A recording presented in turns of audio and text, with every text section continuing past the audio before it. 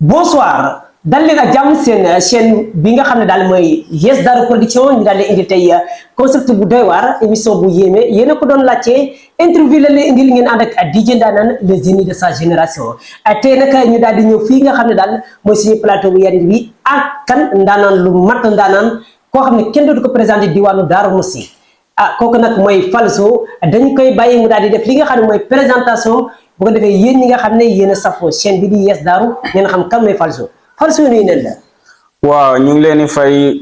di leen delloo nuyoo bi di nuyu kuluxum di nuyu képp koo xam ne nii yaa ngi dégg suñu kàddu yaa ma gën a xam di nuyu waa Yes Darou di rafetlu bu baax émission bi yaa ma gën a naw di lu nuyu yow di yow mag bi yaa ma gën a naw waaw loo animé wul baaxul quoi. merci beaucoup macha allah jërëjëf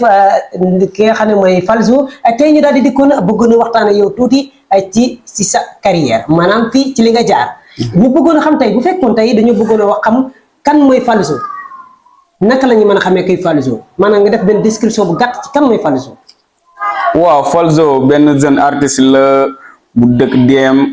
yaa ma gën a xam mooy loolu noonu jaar ci ay affaires yu bëri. xam nga traversé ay affaires yu bëri mais depuis boobu léegi ñu ngi koy maintien kenn du la wax xam nga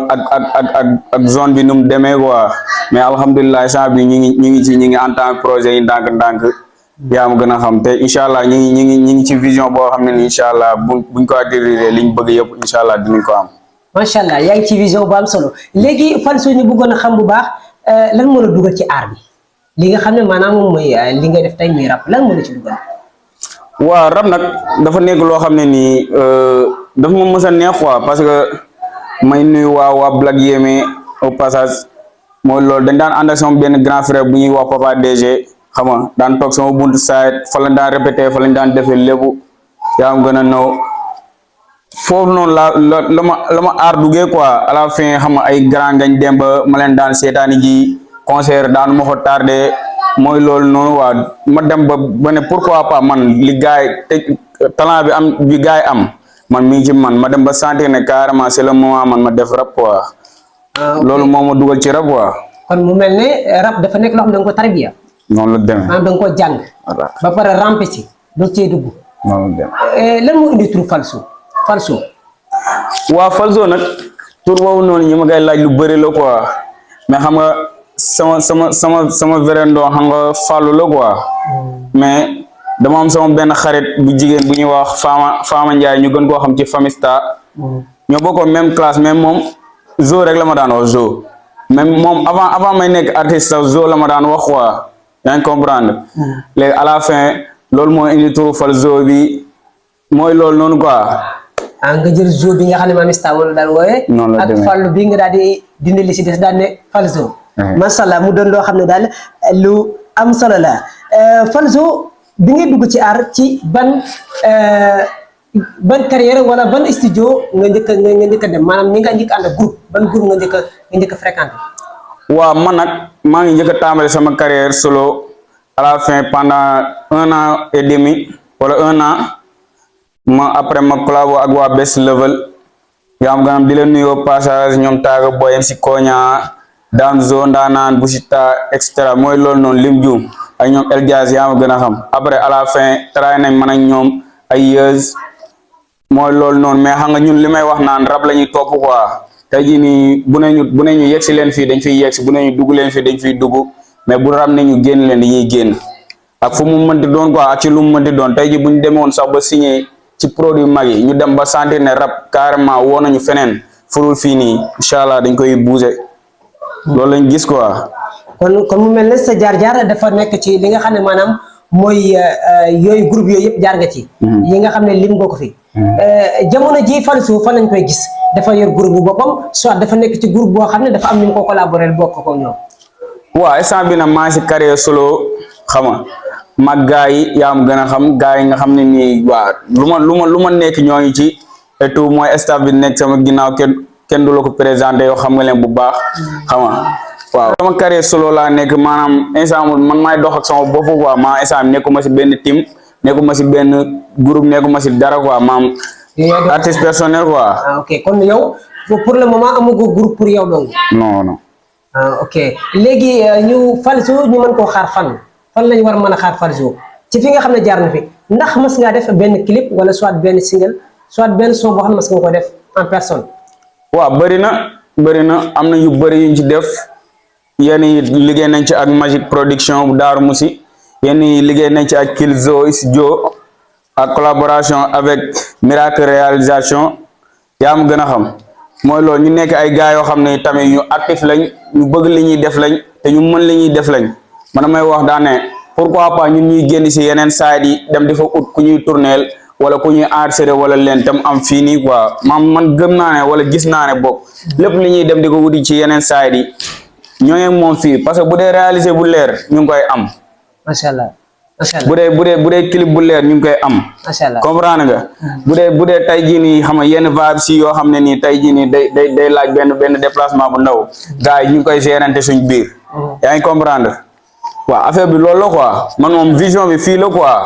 ndeysaan fii la daal DM. DM waaw mu ngi noonu kon ñoo ko déggandoo vision bi fii la DM ñi nga xam ne mooy Miracle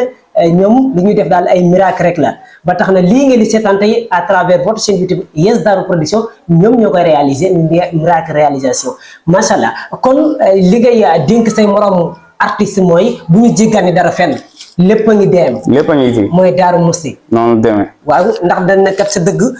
dëkk bu taawul doo mën a dem feneen. kon donc nañ leen jàppale parce que ay xale lan yoo xam ne yu am jom lan DM ñu daal di je m'excuse Falzo ñu baa ngi daal di dugg ci li nga xam ne mooy nag sa ay projet ana yan mooy projet yi nga xam ne teg nga ko à travers si kanam. waaw instant bii nii ñu ngi liggéey ak Rexas Records bu Baye Dos nekk Walba Mbacke. waaw ñu ngi travailler ci ay projet incha allah fii bientôt projet bi dinañ ko génne am na benn EP bu ñu xas a kale ba pare mais incha allah bëgg nañ balaa ñu koo génne def benn affaire ci diggante bi benn affaire bu am doole boo xam ne ni day ñëw accompagner projet boobu noonu quoi incha allah projet boobu noonu nag waa Rab Daaru moo raw la tudd quoi. Rab Daaru moo raw. ñu ngi ci woo bépp artiste boo xam ne nii yaa ngi biir DM que ça soit nga nekk si tim que ça soit lépp pare nañ pour jóg ak ñëpp pare nañ pour liggéey ak ñëpp ci cadre bu mu mënti doon ci lu mu mënti doon waaw gars yi pare nañ pour liggéey yaa ma gën a xam. Rab Daaru moo raw. léegi loolu yow yaa ko bind. wala dafa am ku lay bindal sa ay son. bon ñun moom li ma la wax ci début bi rek ñun rab dañ ko topp xam nga ki topp rab ak ki xëy def rab mënuñu bokk. ki xëy def rab mën na dem ñu koy bindal mais ki topp rab day am xam-xam bi. comprendre nga. te fu xam-xam amul intelligence dafa mën a am ba créer dafa am. comprendre nga. léegi mais nag ñun dañ ko topp xam-xam bi ñëw ñu mën di créer sama benn prof bu ñuy wax monsieur Sène moom dafa mën a wax naa ma vous les artistes vous êtes des demi-dieux maanaam ay yàlla yu ndaw ngeen quoi. parce que nee na ma ki nga xam ne nii day créer rek. maam mi ngi ci beneen level. dépassé na esprit bi doomu aadama yi toll. te xam nga toog bind son gars yi dañu ko def lu yomb. dañ ko def lu yomb mais tey jii nii nelaw yi mu lay xañ vagues yi mu lay xañ nga war a dem xëy joo bi ji dagg ko dem joo xam nga dem di yenn déplacement yi tournage baa nga sonn ci yaam gën a xam à la fin ma lancé waale foofu noonu benn avec quoi ci gars yi xam nga ñu ñëw soutenir seen artistes yi quoi parce que ñun zone bi lañ fi am tey jii nii ak lu ma mënti am tey si yeneen side yi muy Dakar muy Thiès muy feneen ak feneen bu ma fa demee ñu di fa représenter DM ñoom ñu may support nice te dëkk bi nga dëkk supportuñ la yaakaar naa loolu zéro la quoi. yaakaar naa loolu zéro la quoi léegi nag man li ma gis mooy tey jii nii Olof Njaay dane balaa ngaa laax jaay da ngay laax lekk. effectivement waaw te dañ ne ku wàllu yaani ku nekk sa dëkk daa tëggul. effectivement balaa bu la sa dëkk supporté nag ba ñëpp xam ne carrément yow mii nii gars yi dooleel nañ la may nañ la doole. boo génnee ailleurs waaw mooy loolu foofu loo fa def après day ñëwaat fii nii parce que ñun tey jii nii loolu ñuy amee ji foofu fii lay ñëwaat. exactement noonu la demee waa. noonu la demee mu doon lu am solo di la fàttali ñoo ngi toog ak ki nga xam ne mooy Falzo nekk rapport boo xam ne kenn du ko présenté ci diwaanu Darou Mousty mu doon ko gëm boppam dégg ngeen ko ci biir kàddoom dafay dem ak boppam du xaar dara ci kenn Falzo bu weesoo maanaam collaboration yi ngay def. bépp yi nga xam ne yaa ngi koy def ci sa par exemple bu fekkee ne nga Rab Daaru moo raw. par exemple loolu kan nga war a àndal ci loolu noonu. waaw rap daaru moo raw nag benn projet la boo xam ne nii lu yaatu la quoi mooy li ma la expliquer léegi pare naa pour tijjil gaa yëpp bunt yi xam nga mu que ça soit bëgguma tudd tour quoi bëgguma tudd tour di tudd ñii di bàyyi ñii quoi yaa ngi comprendre voilà mais bépp rappeur boo xam ne yaa ngi ci zone Darou Moussi wala nga nekk si li wër Darou Moussi ñu ngi la ci woo yaa ma gën a xam ñu def ci ay fea yoo xam ne nii yu am doole lay doon xam nga ñu parce que man rap biñ naan dafa dee fii nii man gawuma loolu noonu te ay talent ñoo fi nekk talent yoo xam ne nii tey jii nii que ça soit ay Mbacké que ça soit Dakar que ça soit feneen ak feneen talent yooyu noo fa am bañ leen a tudd yu ko raw man gëm naa ne yu ko raw ñoo nekk fii nii man yaakaar naa rappeurs yi nekk fii nii maa si gën a ñàkk xam dara maa si gën a ñàkk xam dara quoi mais talent bi mu ngi fi quoi talent bi nag pour mu génn il faut ñun ci suñu bopp ñun artiste premièrement ñu forcer ko gars yi génne ko war ne carrément fii nii talent mi ngi fi mais loolu noonu pour mu yomb jeunesse bi dañuy ciy jàppale peuple Darou Moussi jàppale ñu ci parce que parfois tey jii dañuy bëgg a def fii nii benn concert bu ndaw wala benn show bu ndaw mais pour nga am autorisation bi rek problème la quoi pour nga am autorisation problème la on a fait des collabos ak ku nekk def nañ lu nekk billaay ñun ñun nit woo nañu carrément ñëw daan nañu boo leen amee autorisation mën nañ la financer mën nañ def lépp mais à la fin dañ koy mujj perdre parce que boo ñëwee fii nii mën nga dem uti ji autorisation bay yaakaar mais à la fin keneen mooy jaar ci suuf yàqal la foofu noonu quoi te ñun dañuy comporté woo benn affaire mooy dañuy wan exemple tey bu ñu dajee ñun suñu biir dañuy wanante dañoo bëggante mais au fond de nous maam loolu nekkul ci ñun quoi tey jii nii mën nañu daje ma gis la naan waa DJ fu ma taxaw ñu naan sawaay xaritam la mais tey jii nii boo xooloon Falzo dëgg maa amul bi mu lay wan ne sa xarit la nekkul ci moom quoi sincèrement comprendre nga te dafa nekk lu naturel ci nit parfois di nga di mere nit wala dara te yow sax doo ko tey maam parfois nga gis exemple benn gaan di am dara quoi maam nga koy soxoree mais yow au fond de yow xam nga ne carrément kii li nga koy soxoree amul loolu importance mais da nga koy soxoree parce que loolu dafa naturel ci yow loolu quoi man li may lancer gars yi mooy ñu ñëw jàppale gars yi parce que fii nii on a tout bu dee chaîne mi ngi fi bu dee ay gars yi am temps mi fi muy ci cadre théâtre muy ci cadre lépp Yes Darou ngi fi gars yi man dama leen suivre partout yaa am gën a xam même seen épisode yu bees yi nii bàyyi nopp ak locataire yi maa ngay suivre xam nga ak yeneen quoi loolu noonu mi ngi am ci yeneen dëkk yi kon pourquoi pas bu amee fii nii gars yi di ko mën di vie normal waaw tey jii ne doole bi yeneen dëkk yi am ñun ëppale wuñu ko man gisuma ne leneen war naa am feneen lu amul fii nii noonu la demee quoi. Il a parlé des choses qui sont très véridiques wax na ay mots yu am solo surtout les autorités kon ñoom ñoo di tàllal loxo ngeen jàppale les jeunes artistes yi nga xam ne dañoo am talent ngir wane li nekk ci ñoom waaye tamit artistes yi seen biir. ngeen am ak bëggante. soppante ndaxte kat dañuy wax ne bëggante soppante bu amee rek lépp li ngeen di liggéey da ngeen ci am ndam ci li nga wax noonu dafay am ci biir famille aussi bi nga tàmbali sa début. amoo ci woon benn problème ak sa ay par exemple sa famille wala ñi nga dëkkal ñoom. waaw loolu moom force la quoi parce que gars yi sénégalais sax laay wax esprit bi mu am ci wàllum art mooy boo ci duggee mooy sangu nga quoi tey jii nii boo opté woo dara ne rap exemple rap ne danga koy def rek ñoom jàpp nañu instant bii nii yow da nga mooy loolu quoi maam te futi quoi maam tey jii dañuy jàpp ne da ngay dem sangu ji quoi comprendre nga loolu mooy problème bi quoi mais. amoon nañ ci quelque souci ndaw mais man yàlla daf ma jox ay waajur yoo xam ne nii maanaam dañuy calculer parce que ak seen esprit quoi. C'est évident. te loolu mooy logique parce que tey jii nii doom boo ko juree da ngay xool lim vision fi mu visé nga jàppale ko ci loolu noonu gis nga yàlla daf ñoo sàkk may bàyyi ñoo suñuy jox ñu xel bàyyi ñuy xalaat tey jii nii yàlla ci lim lay jàppale mooy ci li nga visé. C'est pour ça. comprendre nga tey ji boo am yàlla daf lay mën na la jox lépp mais day toog di la seetaan di xoole yow ba xam lii nii fo pare nga pour def ko wala pare pour def boo pare pour def ko nag nga débrouillé boo xam ne carrément yaa ngi koy def mën la ci jàppale man gaw ma daanu bañ a juga daanu rek ñu ne da ngaa yaafuus wala nangam non man gaw ma loolu ma xanaa kan laa naw ki nga xam ne dafa daanu ba nangu ne carrément dafa daanu mais mu jugaat ba pare xam ne carrément maam reconnaître erreur bi mu defoon ne taxaw ne carrément du ko defaat du ko defaat pour daanuwaat kon xam nga ne kooku noonu pare na pour réussir quoi. exactement. mooy loolu macha allah Falzo mu mel ne dañoo waxtaan bi neex na lool waaye dañuy bëgg a àgg ci li nga xam ne mooy cappaandaw li nga xam ne mooy émission bi famille Ferré fa la ñuy bëgg a àddoor moo tax dañuy dem ci suñu ay questions yu mujj ban année nga tàmbali rab. waaw rab maa ngi si depuis fin 2018. fin 2018 maa ngi si. nga ko tàmbale woon. waaw fin 2018 ñaata sound nga def. bon instant bi je pense yaakaar naa am na plus de mënuma ko compter quoi parce que samay sound individuel rek mi ngi tàmbale bëri lu bokkul ak fea yi ma def quoi featuring yi ma def ak yeneen gars yi comprendre nga. da ngay def featuring ak yeneen. waaw def naa ay featuring ak waa Real Buzz. def naa ay featuring ak waa Best Level ay featuring de temps bi ma nekkee foofu noonu xam nga. mooy loolu noonu loolu mën naa ne sax duñ ko tuddee featuring mais projet la. comprendre nga. mooy loolu mais instant bi ñu ngi waajaat yeneen featuring yu am doole man ak ay gars quoi mais à suivre la waa. ok kon daal am na projet yu bëri yoo xam ne mu ngi suñu kanam. mi ngi suñu kanam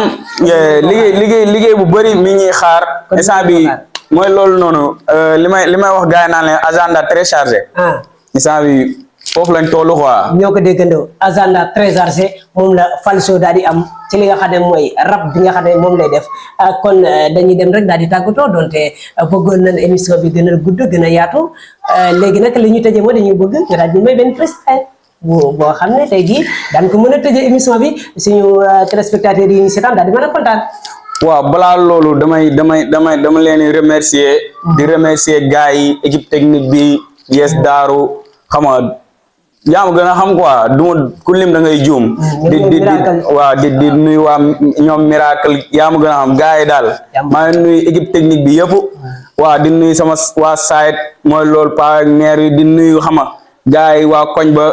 mooy loolu noonu mafia aata bi réeroon feeñ na xam nga di nuyu ñëpp waa sama ASC wu mag bi waal daan maa ngi nuyu ñëpp bàyyi ma kenn waa ku lim da ngay juum di nuyu sama propre man moom dama jàpp ne maam Moselle man maa ko moom quoi parce que c'est du mouvement de la jeunesse. dafa nekk mouvement boo xam ne nii dañuy jàppale jeunes yi pour orienter leen pour wan leen chemin de la réussite. comprendre nga. may ñaan gars yi di leen ñaaxaat pour ñu indi fa seen doom yi ñu gën a xamaat lan mooy àdduna parce que yar ci kër rek doyul.